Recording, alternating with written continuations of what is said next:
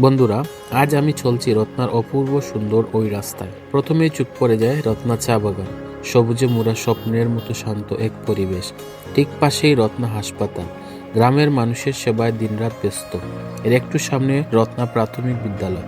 শিশুরা যেন হাসি মুখে ভবিষ্যৎ করতে ছুটে চলে যায় সেখানে। এরপরই দেখা মিলবে রত্না চা বাগানের পাশে ছোট্ট কিন্তু মনোরম একটা স্টেডিয়াম, যেখানে গ্রামের তরুণরা বিকালে খেলাধুলায় মেতে থাকে। আর নতুন করে গড়ে ওঠা রত্না নিম্ন প্রাথমিক বিদ্যালয় যেন শিক্ষা আর আলোর নতুন পথ চলা। এখানকার রাস্তা ধরে একটু এগুলেই খুলে যায় মন করা হাইওয়ে, আর দুপাশে সোনাদানা জোরানো ফসলের মাঠ, বাতাসে চায়ের গ্রাম, চারিদিকে প্রাকৃতিক শান্ত সুর। সত্যি বলতে রত্নার ওই পথ চলতে চলতে মনে হয়ে গেল রত্না চা বাগানের অপরূপ সৌন্দর্যের পেছনে আছে হাজারো চা শ্রমিকের নিবেদিত পরিশ্রম। ভোর থেকে সন্ধ্যা, আর তাদের হাতের স্পর্শই জেগে উঠে সবুজের এই স্বর্গ। তাদের ঘাম, শ্রম আর আন্তরিকতা ছাড়া রত্নার এই সৌন্দর্য কখনোই পূর্ণতা হতো না। তো দেখা হবে বন্ধুরা অন্য একটি এপিসোডে।